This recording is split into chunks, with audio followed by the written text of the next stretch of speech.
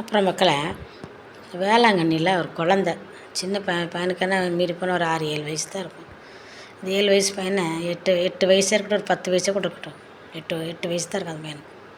அவனை முட்டிக்கால் போட்டு அந்த அம்மா வந்து அந்த மணல் வெளியில் முட்டிக்கால் போட்டுட்டு அவனை வா வா வான்னு என்கரேஜ் பண்ணுது. பெத்த தாய் தான். மக்களே, ஒன்று உங்களுக்கு தெரியுமா?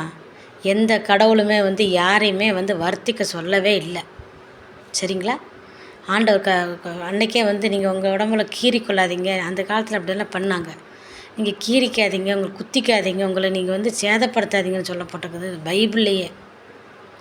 நீங்கள் இப்படியெல்லாம் தெரிஞ்சும் நீங்கள் ஏன் அந்த குழந்தைகளையும் பெரியவங்களையும் தன்னைத்தானே வந்து வருத்தி தன்னைத்தானே ரத்தம் சொட்ட ரத்தம் வந்து இது ஆக காதில் குத்திக்கிறது, கண்ணில் குத்திக்கிறது, மூக்கில் குத்திக்கிறது, வாயில் குத்திக்கிறது, இதெல்லாம் தேவையில்லை மக்களை. எந்த தெய்வமும் அந்த மாதிரி செய்ய சொல்லலை, நெருப்பில் நடக்க சொல்லலை. நீங்கள் நெருப்பில் சுட்டு எரிக்கப்படுவீங்கன்னு எல்லாத்துக்கும் தெரியும் இல்லையா? அப்படின்னும் போது அது செய்ய சொல்லவே கிடையாது, எந்த கடவுளுமே செய்ய கிடையாது.